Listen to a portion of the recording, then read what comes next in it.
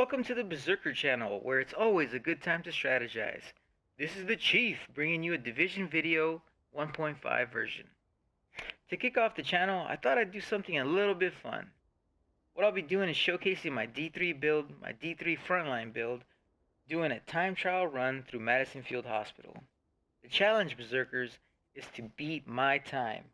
Anyone posting a video beating my time will be entered into a raffle for a PlayStation Network gift card. The raffle will be streamed live in 7 days on December 16th at 8 p.m. Central Standard Time. Now let's get into my build. To start off with my MP7, I have 220k DPS, 261 toughness with 90k skill power.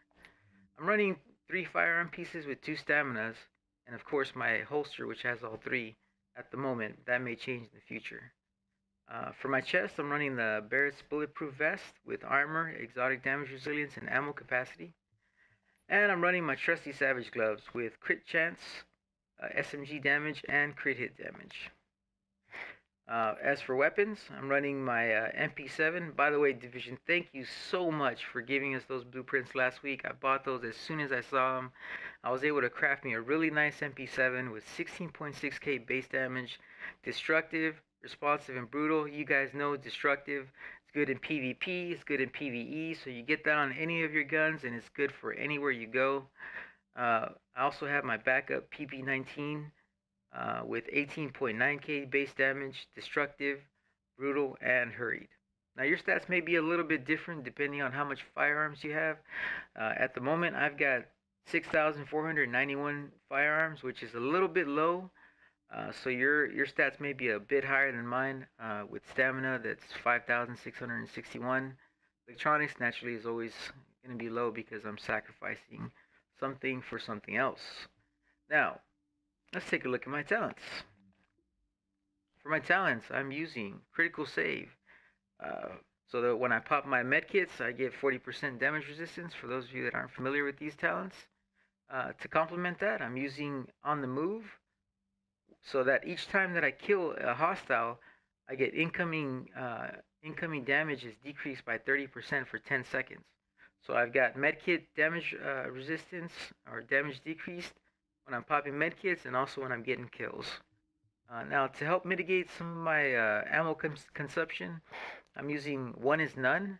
Now this gives me, when I get a headshot on a hostile, I get a 50% chance of not consuming a bullet, which is really good, especially with that MP7. It's got a really small clip and high rate of fire.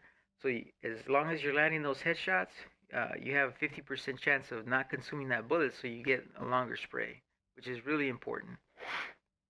And I'm using precision, which gives me a each headshot each headshot on a hostile pulses them for 10 seconds. Alright, so now why am I doing precision, and why do I have my Savage Gloves? And then taking a look at my MP7, why do I have so much 16% crit hit damage, 2.5 crit chance, 19% crit damage, 3% crit chance, and crit damage on my reflex sight? Well, the answer is this. There are 3 ways to get crit hits on this build. Even though when you look at this on the description of this build, it does state allowing using an SMG if one is equipped when a ballistic shield is deployed. The SMG crit chance is reduced to 0. So if you don't do anything to this build and all you do is run this shield, yes, your crit hit chance is reduced to 0. But there are 3 ways that you can get crit chance. The first way is to get pulse. Either you or your teammates can run pulse, and once you run pulse, you get the varying degrees of crit chance. In my case, I will be getting 13.9 because of my skill power, crit chance. The second way that you can get crit chance is by using the reactive targeting. Now this states equips a stronger and lighter shield that pulses hostiles who shoot at it. So anybody that's shooting at that shield, you want to concentrate fire on them because they're the ones that are pulsed, and you'll be getting the maximum amount of damage on them. So that's another way to get a crit chance on this build. And then the third way, which is the way that I chose, is through my talent, is by getting the headshots, which with precision. So since I am running this solo, I definitely need my heal, and I need my shield. So I'm using that talent to get those crit hits, and hopefully get run through this a little bit quicker. Now, just fair warning, guys, this isn't completely a gameplay video. I'll be sharing tips and tricks that help me run this build the best way possible. And I do want to say, as a side note, guys, if you do like this video, hit that like, subscribe, refer friends, share the wealth, because we will be posting videos that help us strategize and plan and have different plans of action in the Division game. All right, let's go ahead and get started, guys. Get the timer set. All right, timer's ready to go. Let's set this to max difficulty. That would be hard. All right. Everything's set. All right, let's get started. And away we go. All right, guys. So I'm gonna be doing two things while we record. I'm gonna basically be talking about tips and tricks, and also talking about how to some of the shortcuts and observations about trying to get the quickest time. So. One of the things I did notice is there are 5 guys here. One of the guys, that guy, he tries to sneak past you, and he like hugs that escalator down there, and he perches. There's another guy that sits up at top. That's the guy there. So there's 3 that kind of float in the middle that'll just follow you wherever you go. One that sits down at the bottom that'll try to sit down at the bottom. The other one up at the top. Man, look at that setup. Man, I gotta get my wife to get me one of those for Christmas. It is coming up after all. I mean, I've been a good boy, haven't I? Maybe not. I love the MP7 because the melee, it's like a haymaker swing. That's a side note. I think it's really cool that it looks that way.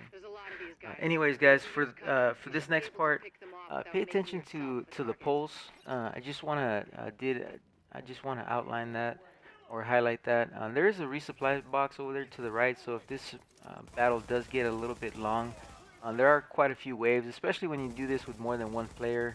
There's quite a few enemies, and so ammo can get low.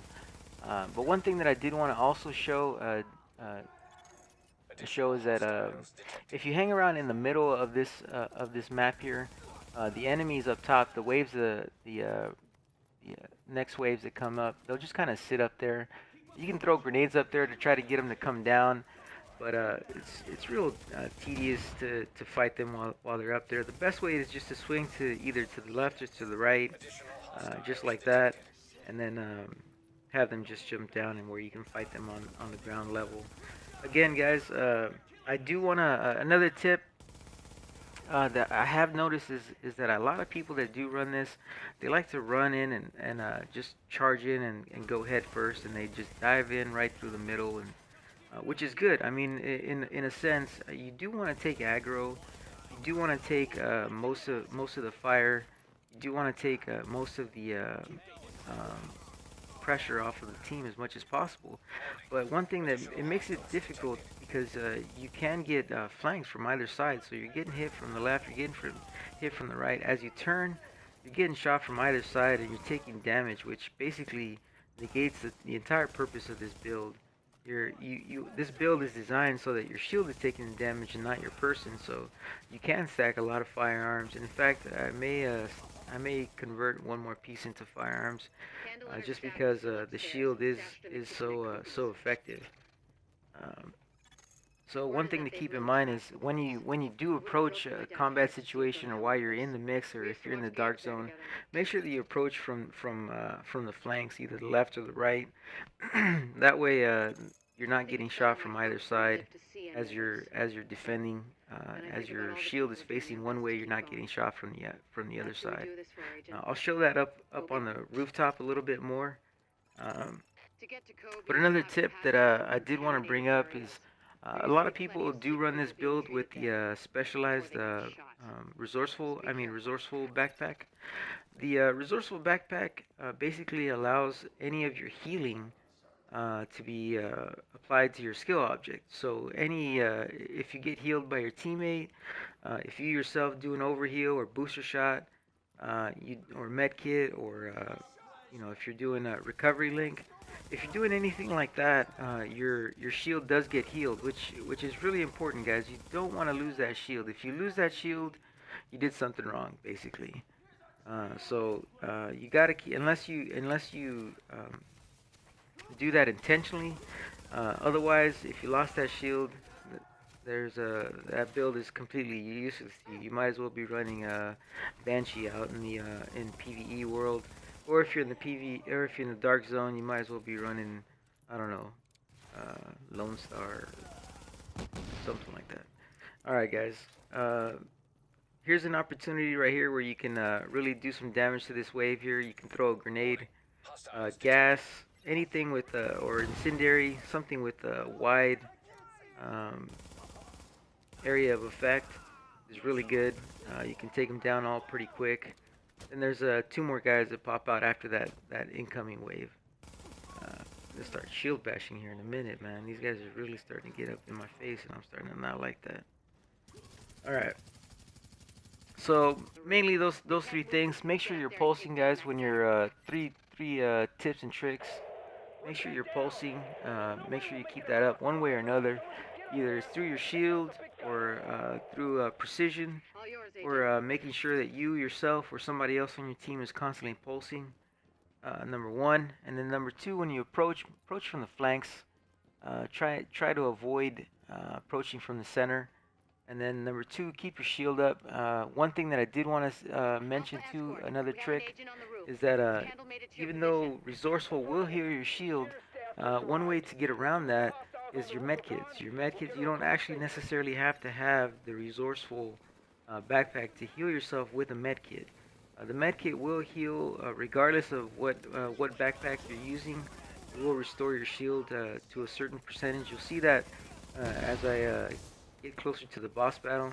I love popping those backpacks when they're not too close, anyways.